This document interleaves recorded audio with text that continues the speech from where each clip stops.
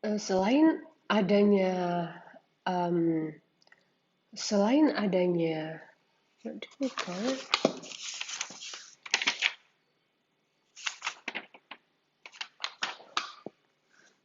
Selain adanya grouping word sebagai strategi kita yang pertama, yang ada dua bagiannya. Yang pertama common feature dan yang kedua ada word network.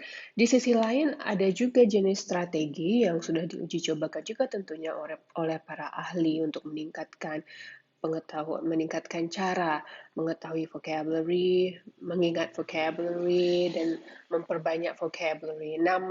Uh, Nama what do you call this? Nama strateginya adalah making association, right?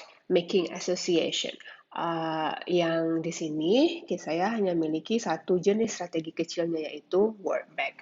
Kalau grouping word yang terdiri dari common feature dan juga word network itu dilakukan secara pribadi, kita punya cara kita sendiri untuk mengelompokkan kata itu. Kalau si making association, ini juga sejenis cara pengelompokan kata dengan pola interaksi biasanya digunakan oleh para instruktur bahasa Inggris atau guru dalam mengajarkan kosakata baru atau untuk mentes kosakata tentang sebuah topik begitu. Ini bisa dilakukan untuk semua lintas umur dan memang terbukti mempan untuk membuat si uh, yang ingin mengetahui kosakata ini tahu kosakatanya, paham kosakatanya, dan berpartisipasi dan aktif menggunakan kosakata itu untuk interaksinya. Oke, caranya ini bervariasi sebenarnya.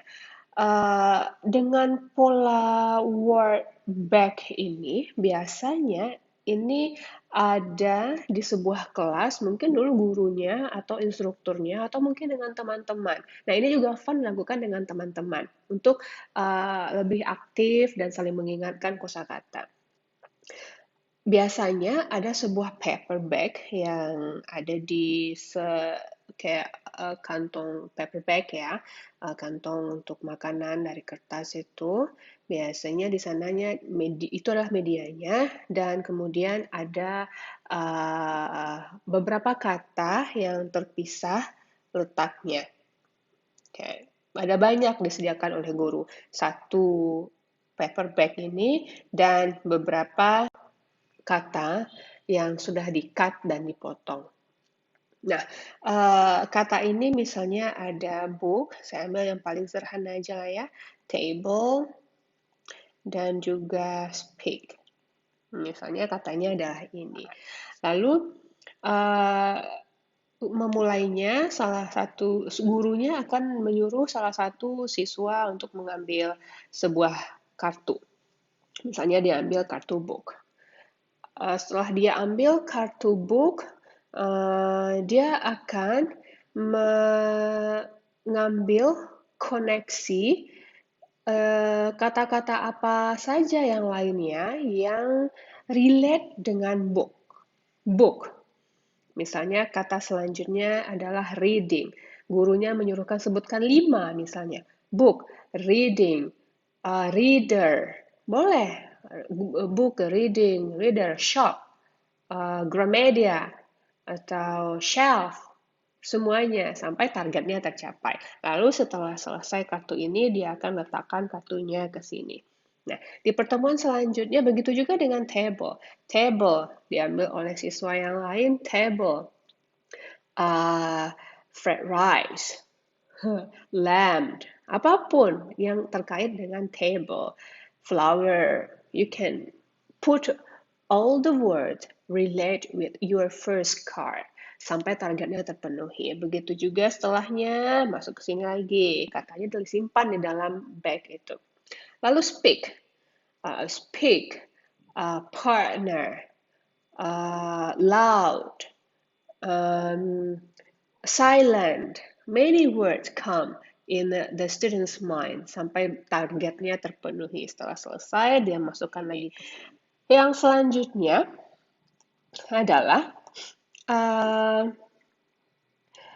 kata ini, word back ini, saya nggak pakaikan istilah word back lagi ya, tapi saya pakaikan istilah besarnya. Making association ini bisa dipakaikan dengan cara chain word. Kalau ke papan tulis, ambil satu kata diberikan oleh gurunya, misalnya katanya adalah uh, kimchi. Kimchi. Kimchi. Nah, ada chain-nya. Dia tergabung. Ini seperti namanya itu yang sebelumnya word network, tapi lebih teratur bentuknya. Kalau word network kan tergantung kita mau bikin pattern yang bagaimana. Asalkan dia dalam bentuk jaringan. Kalau ini kimchi, uh, lalu ada gabung lagi spicy, for example, atau gabung lagi Korea. Lalu lagi-lagi, what else? Korea, skincare. Skincare. Lalu nyambung ke bawah. Uh, what else? Ya, sampai macam-macam lah. Ini. Nah, ini dinamakan dengan making association juga. Sampai bentuknya nanti seperti rantai, berarti chain, begitu saling terhubung. Tapi untuk satu tema. Misalnya kimchi, berarti kan berhubungannya dengan Korea. Mungkin nanti akan lebih terstimulasi itu pemikirannya dengan hal-hal yang terkait dengan Korea. Ada batasannya. Kalau si network itu lebih luas dan pribadi. Kalau ini lebih bentuknya mengingatkan kita, lalu berinteraksi dengan teman. Baiknya memang lakukan dengan grup. Nah, nggak ada latihan untuk ini, karena ini sangat biasa sekali, tapi saya ingin menyatakan bahwa ini bisa dipakaikan untuk meningkatkan vocabulary kita. Yes, bisa.